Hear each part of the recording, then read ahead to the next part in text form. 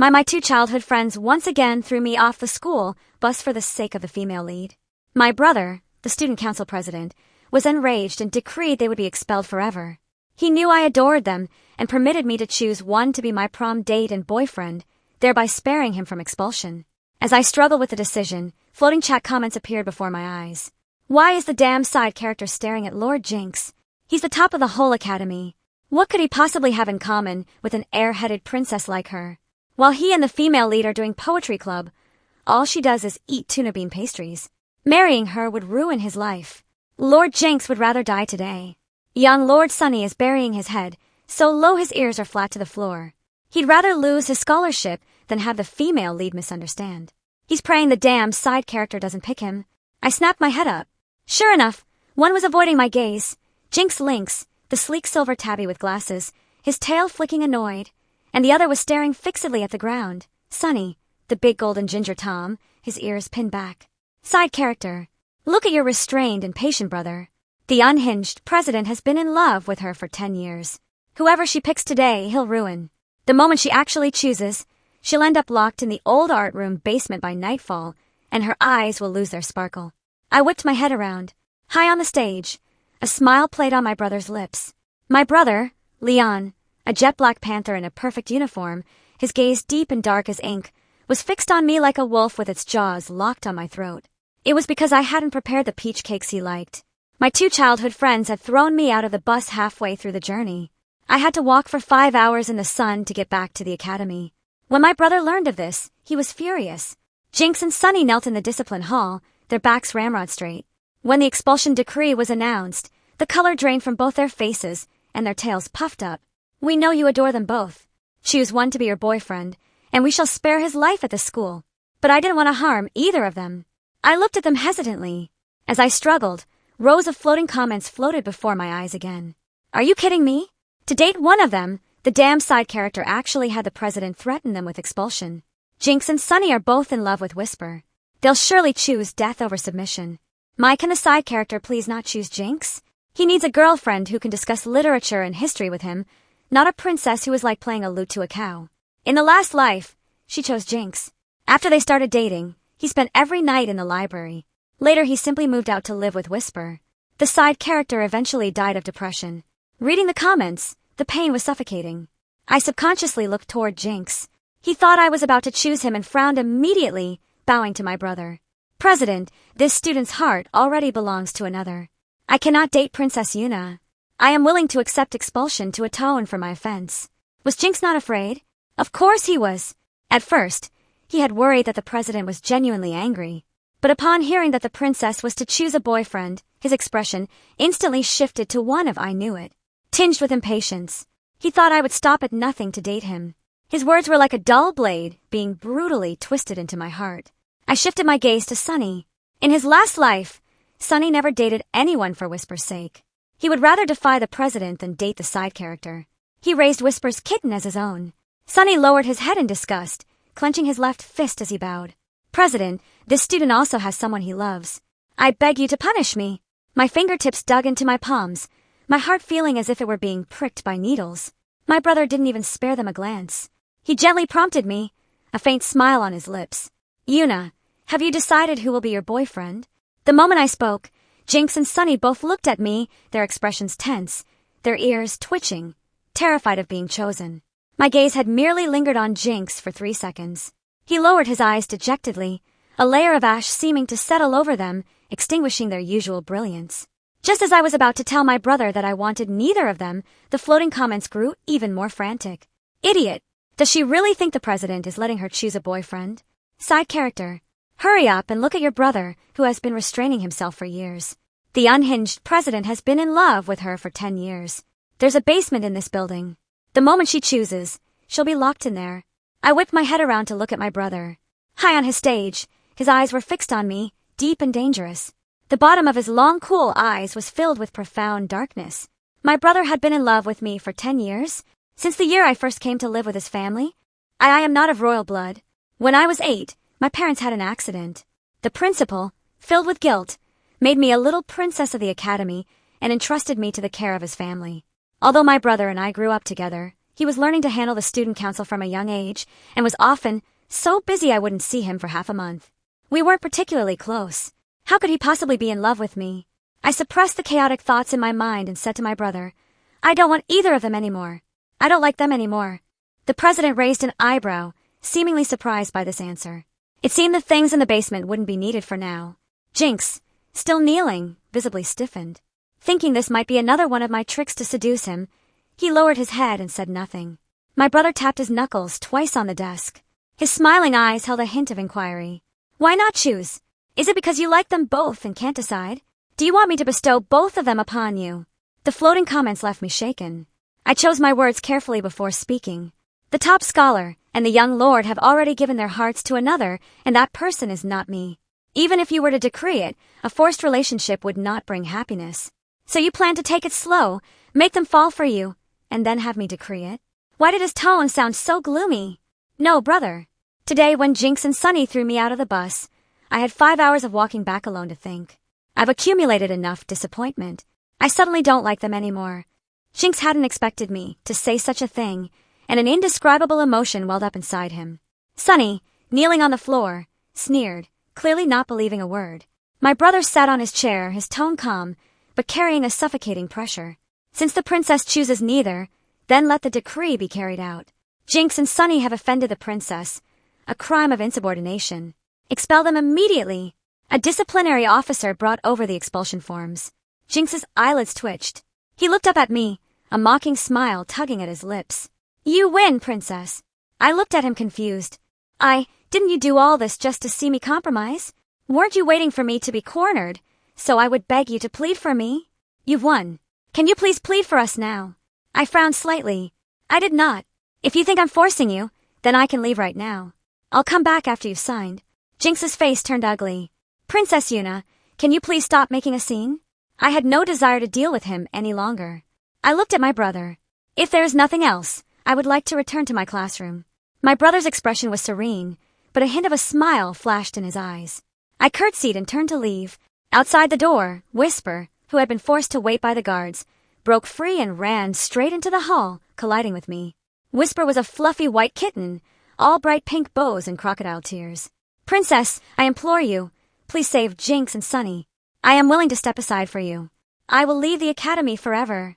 Jinx's brows furrowed, and he spoke with immediate urgency. Whisper, this has nothing to do with you. Get out of here. Whisper shook her head gently, her tears making her look utterly pitiful. You are in this situation because of me. I am willing to take the expulsion instead of you. I stopped and sneered. Very well. Since you wish to take the blame, this princess will grant your wish. Officer, give the expulsion form to Miss Whisper. The officer cast an inquiring glance at my brother. Seeing His Majesty nod in approval, he turned the papers in a new direction. Miss Whisper, please. Whisper froze, her mouth opening and closing without a single word coming out. Did I see that right? Why did Whisper freeze like that? It's like she had no intention of actually being expelled, just making a polite offer. Sunny watched as the two forms were placed before Whisper. Veins bulged on his forehead. Whisper, don't sign it. I forbid you. He glared at me, his voice sharp. Yuna, if you have a problem, take it out on me. Don't you dare harm Whisper. But he was no match for the guards. Whisper's crying was heart-wrenching. Jinx, Sunny, to have met you in this life and become your dearest friends, I have no regrets. She raised a paw to take the pen, but it trembled and paused in midair. Jinx looked at me, his voice tinged with compromise. Princess, I am willing to date you. Can we please let this matter rest? This was the first time I had ever seen such panic on Jinx's face. Just then, a guard entered to report that Principal Jinx Sr. and General Song were seeking an audience. Whisper quietly breathed a sigh of relief. Thank goodness, she had sent her maid to deliver the message. The two fathers entered and knelt directly on the floor. President, this subject has failed to raise his son properly and deserves punishment. I beg you to spare his life at the school. I am willing to surrender my position on the school board. My brother glanced at them coldly. So be it. As for those 200 laps around the field. I mused to myself. So my brother's real goal was to reclaim their family's power on the board. While I was lost in thought, the hall emptied until only the two of us remained. He half closed his handsome eyes. Reclaiming their power was merely incidental. My main purpose today was to venture anger. I froze. Could the floating comments be true? After that day, I never sought out Jinx or Sunny again.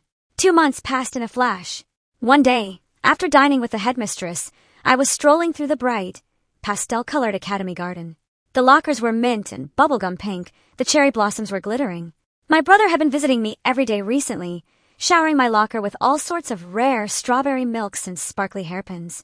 The floating comments had gone completely wild, growing increasingly risque.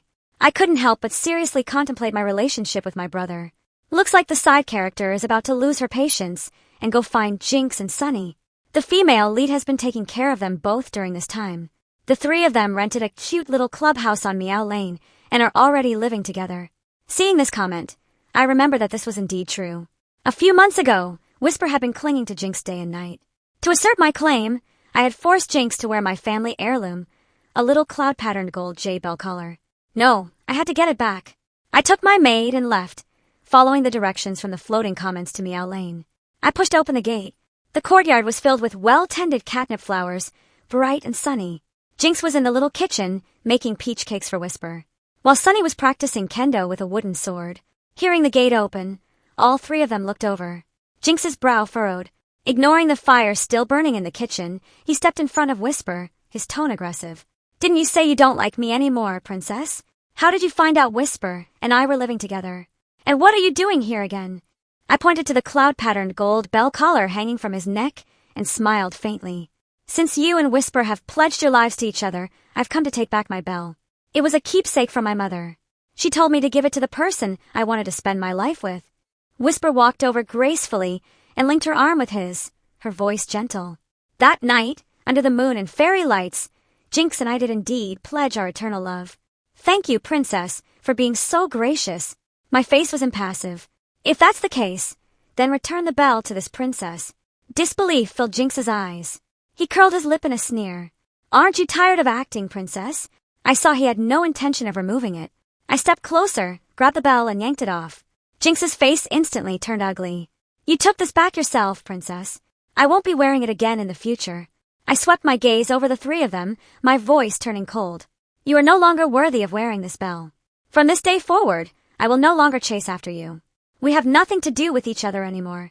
Ignoring the 3 ugly faces behind me, I turned and left.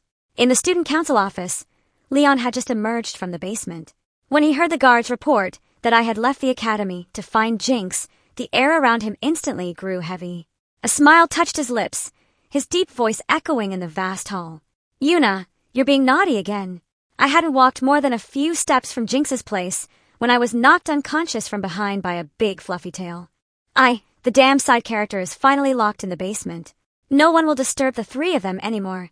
It was pitch black all around with only a sliver of light seeping through a crack, but the basement was weirdly cozy, covered in soft pink blankets, fairy lights, and piles of my favorite snacks. So, this was the basement Leon had prepared for me. I sneered inwardly though my face remained calm. "Brother, is that you?" A powerful embrace pulled me in. A fierce head landed on my forehead as if trying to merge me into his body. In that instant, my mind went blank. Leon's eyes were pitch black, and the entire space was filled with a suffocating, sweet scent of his cologne. He demanded, "Didn't you say you don't like him anymore? Why did you go looking for him again? You lied to us again." I quickly pulled out the jade bell. I went to get the bell back from Jinx. It was left to me by my mother for my future boyfriend. Since I no longer like him, I naturally had to retrieve it. Leon's body went rigid, as if he hadn't expected this. His back as taut as a fully drawn bow. Now it was my turn to pout. A mist formed in my eyes, my own cat ears drooping. "Brother, where is this? It's so stuffy I can hardly breathe. Can you carry me out of here?" After a long pause, Leon's voice finally came, slow and deliberate. "All right." He stood up, his movement slightly stiff, and lifted me into his arms, walking toward the exit. "What's going on? Where's the famous scene I've been waiting for?" "No way." The side character got out of the basement that easily. I was sitting on the president's chair. Leon was carefully applying ointment to the spot on my forehead he had just headbutt too hard. His expression a little unnatural as he looked at me. "Yuna, that place just now is where I like to be alone. Don't be afraid." I was just, "Brother, I'm not afraid. I know you would never hurt me." A few days later at the Academy Festival for the exchange students, Jinx suddenly blocked my path, his silver tail swishing nervously. "Why haven't you come to see me lately? Has Lord Jinx developed amnesia? This princess has nothing more to do with you." Why should I come to see you? Hearing this, Jinx's brow furrowed. Yuna, I've been waiting for you to apologize to Whisper. I felt as if I had heard the most absurd joke. Lord Jinx should focus on his studies. This princess has heard that since your father resigned, your position in the honors class has become merely nominal. A flash of embarrassment crossed Jinx's face. He sighed and reached for the jade bell at my waist. Stop this, Yuna. I'll put the bell back on now, so my little jealous kitten won't be angry anymore. I took a step back, dodging his outstretched hand, and snapped. Insolent, who gave you permission to touch this princess? And for the record, no one told me about any peach cakes. The festival officially began, and the exchange students presented a dance. They spun barefoot to the beat of the drums, golden bells tinkling. When the dance ended, the lead exchange student clapped and laughed loudly. Does the Celestial Academy have any dance more marvelous than this? Everyone present could hear the provocation in his words. Your Majesty, I have heard that Princess Yuna's dancing is extraordinary. Why not have the princess perform a dance for us? The speaker was none other than Whisper. The side character's dancing is extraordinary? Isn't this just setting her up for a fall? Everyone knows Princess Yuna is an airhead with no talents. Whisper is doing this on purpose. The hall fell silent as all the students turned to look at me. I rose gracefully. Brother, your sister is willing to try. I danced with a ribbon sword, moving as the music began. The long pink ribbon left its sheath, perfectly synchronized with the melody, bright and glittering under the disco lights. As the music reached its climax, my movements grew faster, the glint of the ribbon drawing perfect arcs in the air, like a shooting star. When I landed, the tip of the ribbon was pointed directly at the exchange student. The exchange student was thoroughly convinced. The Celestial Academy is truly full of talented people. Sunny was dumbfounded. He never imagined I could dance like that. Jinx, who had been drinking boba morosely, completely forgot his drink as he watched me dance. A smile touching his stern features, his cat ears standing straight up. Is this really the side character? I'm speechless. Jinx's boba fell to the floor, and he didn't even notice. He was completely captivated. The president was greatly pleased. Excellent. Princess Yuna is a heroine among women. Bestow upon her a whole shelf of limited edition strawberry milk and a pair of golden hairpins. Thank you, brother. Whisper looked at Jinx and Sunny. Both boys' gazes were fixed on the slender figure in the center of the hall. A vicious glint flashed in Whisper's eyes. The exchange student walked to the center of the hall and knelt. President, on behalf of our school, I ask for the hand of your esteemed Princess Yuna in marriage to be our prom queen exchange. I froze on the spot, completely rigid. Sunny frowned and rose to his feet in anger. You must not. Princess Yuna is of noble birth. How can she be sent off to a remote school? The exchange student looked at Sunny with displeasure. Our academy is willing to offer 5 new gyms, 100 horses, and 1,000 boxes of fine cat treats. Before Sunny could finish, the president interrupted him. Princess Yuna is from a family of esteemed ministers, and her father rendered immortal service to our academy. We have long decreed that she shall be my vice president. It is only because Yuna is still young that the announcement has been postponed. The entire academy was stunned. Sunny looked at me with utter disbelief, and I stared back at my brother equally dumbfounded. After the festival, Jinx anxiously stopped me. I know the president did that to get you out of a difficult situation. Let's go to him right now and clear things up. As long as you don't make things difficult for Whisper and are willing to let her be my second girlfriend, we can date immediately. Is Jinx insane? He's a mere club member, and he's demanding that a princess accept Whisper as an equal. Sunny came running over slightly out of breath and spoke impatiently. After the exchange students leave, I will ask the president to decree our dating. But you must agree to one condition. You are not to trouble Whisper anymore. Officer Lee emerged with a beaming smile. He had clearly been eavesdropping for a while. Vice President, the president is waiting for you by the Sakura Lake. Hearing this title, the faces of Jinx and Sunny turned incredibly sour. Leon stood before the Sakura Lake, his hands behind his back, dressed in a dark uniform embroidered with gold thread. The sunset was bright cotton candy pink. Yuna, from the day you came to our family at the age of 8, I have loved you. You were so small back then, crying all day long. I even made a kite for you to cheer you up. Do you remember? Of course I remember. Brother made me a gigantic kite that almost carried me into the sky. Luckily, Mom noticed in time, or I might not be standing here today, and you also cooked ramen for me once, but you added the water last. I chipped a tooth while eating it. Leon cleared his throat, not wanting to dwell on those embarrassing moments. After a moment of thought, Leon decided to confess about the basement. The place you saw when you woke up that day was a basement I had specially prepared. For these past few years, you were always by their side. I was consumed with jealousy, and more than once had the urge to lock you away in my cozy blanket fort. That day when I heard you had gone to find Jinx again, I was overcome with rage and ordered my men to bring you back. Yuna, I want to give you one last chance. If you still wish to date them, I am willing to decree it for you after the exchange students have left. Leon's paws clenched into tight fists. I gave him a faint smile. Brother, I've known about the basement for a long time. I am willing to date you. This is a decision I have carefully considered. Leon's body visibly froze for a moment, his black tail puffing up. Yuna, are you truly sure? I nodded and Leon joyfully pulled me into his arms. All semblance of a mature and steady president gone, just a lovesick panther purring loudly. The side character really didn't know about the basement. So, the side character has been acting all along. What's so great about those two? Their condition for dating her was that she couldn't trouble Whisper. Do they really think the side character can't live without them? I remembered what Leon had said in the basement that day. You said I lied to you again. When else did I lie to you? Leon thought for a moment. In our last life, you might find this absurd, but I truly have memories of a past life. In that life, I decreed you would date Jinx. I thought you would find the happiness you wanted, but after dating, he never once showed you any concern. Later, he even moved out to start a new club with Whisper. You were melancholic day after day, and your health deteriorated rapidly. You said you would wait for me to bring the school nurse, but by the time I arrived, you were already gone. That's why I called you a liar. So in this life, I was unwilling to let you go. Even if it meant locking you in the basement blanket fort, I couldn't let you repeat the mistakes of the past. I muttered under my breath. That's all thanks to the floating comments. Leon didn't hear clearly. What? I shook my head and rubbed my arms. Nothing. It's getting cold by the lake at night. Let's go. That word, let's go, made Leon's heart bloom with joy like fireworks. When she learned the news, the headmistress couldn't stop smiling. She immediately ordered free cake for everyone in the academy and personally oversaw all the prom preparations. On the eve of prom, I returned to my old family manor to get ready. Leon had kept all the servants from when my parents were alive. I went to the ancestral hall to inform my parents of my impending prom. Just then, a servant came to report that someone had forced their way in. Jinx, I know everything now. It was Whisper who called back the servant I sent. You never knew about the peach cakes. I was wrong. I shouldn't have thrown you out of the bus, and I especially shouldn't have made you walk for 5 hours.